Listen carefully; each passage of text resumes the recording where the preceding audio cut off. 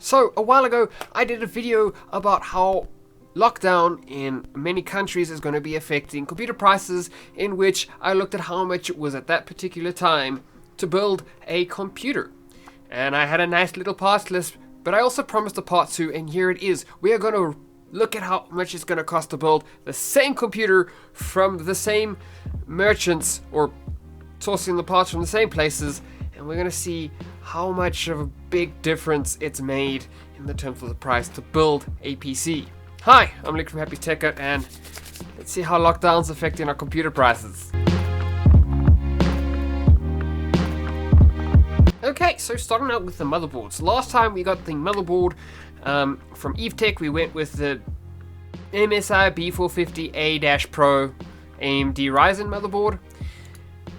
But the problem with this one is it's now out of stock, and apparently it's cheaper than when we got it, because now it's $1,899 and before it was $2,299, which is most peculiar. My theory on this is because the upcoming B550 series of motherboards is coming to replace the B450s. They're probably trying to clear the old stock, and they might not even get this one back in stock. However, to keep this video somewhat realistic, I did search for the motherboard, and the easiest place to find it was on loot.coza. So over here it is 2,130 Rand. So we're going to grab that price because, well, you're not going to be buying a motherboard if they don't have stock of it. So we have to go for where there is stock. And we're going to put that in our little text document with our parts list and prices. And now we're going to move on to the CPU. Now for the processor. Last time we went to Wootware, we looked at the Ryzen 5 3600, and the reason we went for the 3600 over the 3600X was there is a huge price difference, at least on Wootware, and not that much of a big difference in performance. So, looking at it on Wootware here, it is still on the same sale and costs the same amount. So we're just gonna plug that in there and move on to the GPU. Now, onto the GPU, and this is where things start to get very interesting. Previously, in part 1, we went on to loot.coza and we looked at an MSI RTX 2060, just plain ordinary RTX 2060 with a dual fan cooler. That looked a lot like this one on this RTX 2060 Super. Now, the reason we went for the plain old RTX 2060 is because at that point that was your sweet spot for gaming and content creation, had the Turing architecture for capture, and it just performed pretty well at 1080p gaming and a little bit at 1440p. Now, they don't have the normal RTX 2060, they only have the Super variant, which is quite a bit more expensive. The normal RTX 2060 in part 1 cost 7,105 Rand. Here it is 11,452 Rand for the Super variant. Now, I went and I looked to see if I could find that exact same RTX 2060 anywhere else. I could only find it on PC Link computers, and instead of being 7,000-ish Rand or 8,000-ish Rand, it's 13,227 Rand, which makes it twice or almost twice the price of what it was previously.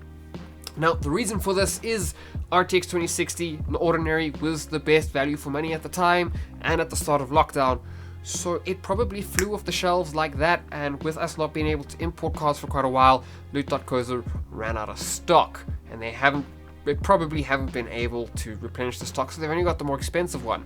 PC Link Computers has a huge demand, and they probably just jacked up their price because they're a business and that's what businesses do.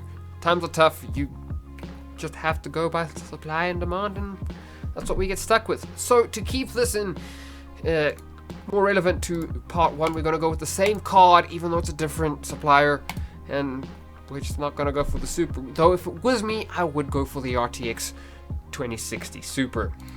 So let's just slap that price over there and head on to the RAM. Now for our RAM. Now in part 1 we went to Incredible Connection, where we looked at a 8GB HyperX kit, but as you can see, Incredible Connection has very little selection of memory at the moment. All of that gaming memory gone, all of the really good speed memory gone. However, they do have the same speed in a Crucial, but that is for a laptop.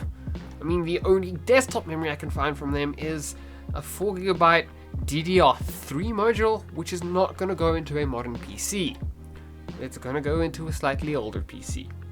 But have no fear, because Takealot had it, and at a better price than what we had it previously, because previously it was 899 Rand for a stick and we got 2 sticks. This time it's 679 for a stick, and we're going to go with 2 sticks.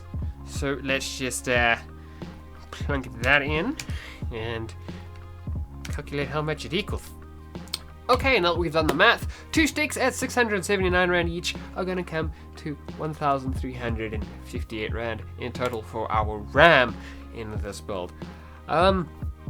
It's a bit cheaper than what we previously got, but remember, we are now getting it from Takealot and not Incredible Connection, though with the last video I remember looking at it on Takealot and Incredible Connection actually had the better price then.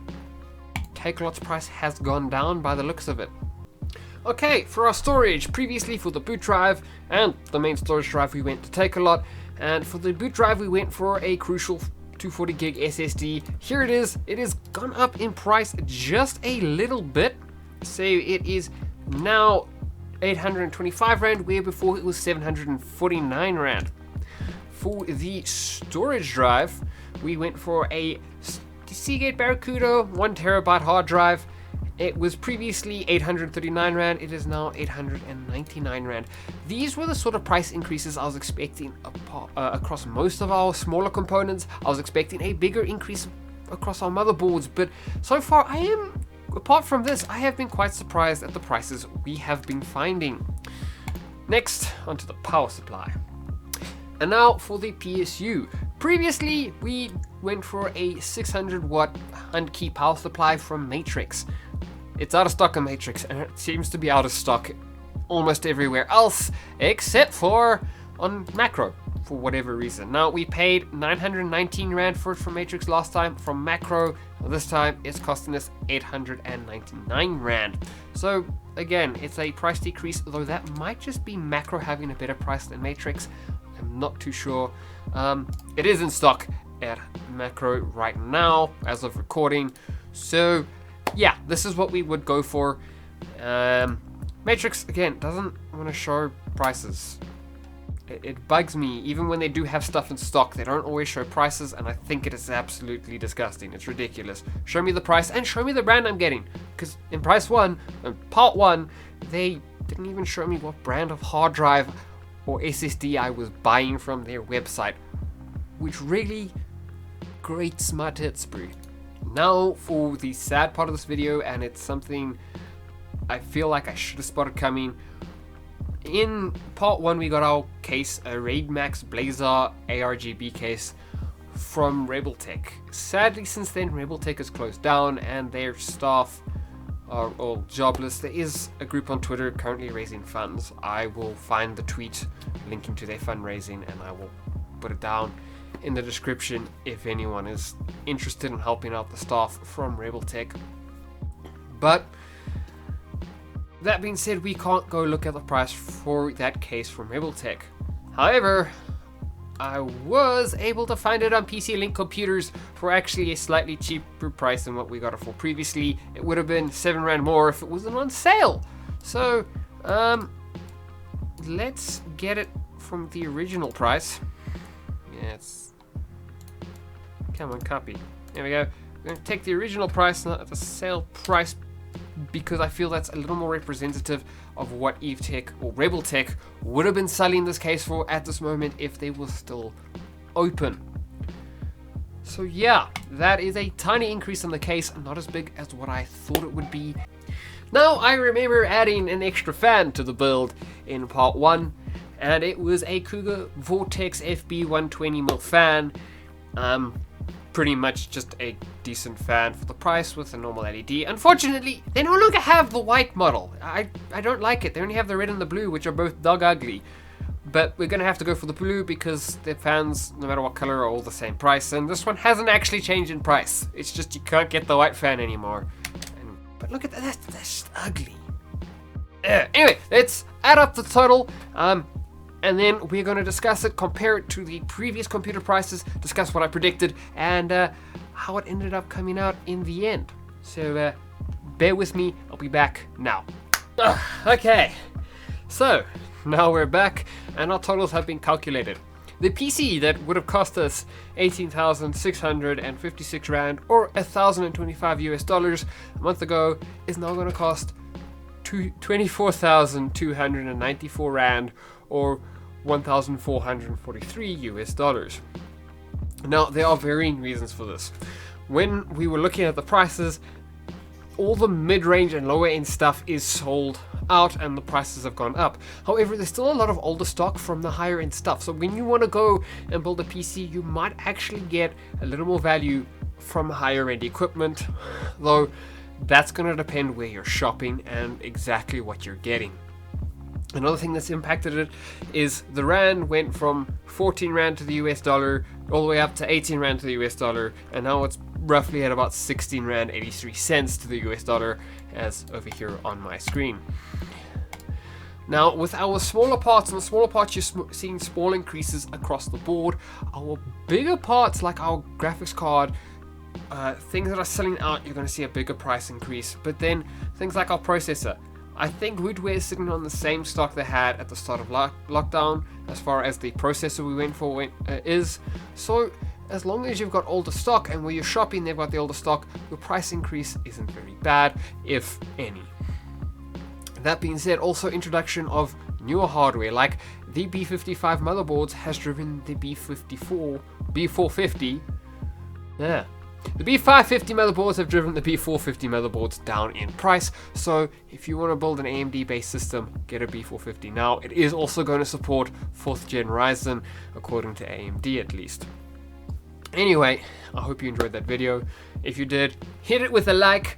Whether you liked it or not, leave a comment telling me what you thought and how you think I can improve, or what you liked about it, what you didn't like about the video. I have social media linked down below. I'm Luke from Happy's Tech Cut, and I hope you all have a fantastic day. See you in another video.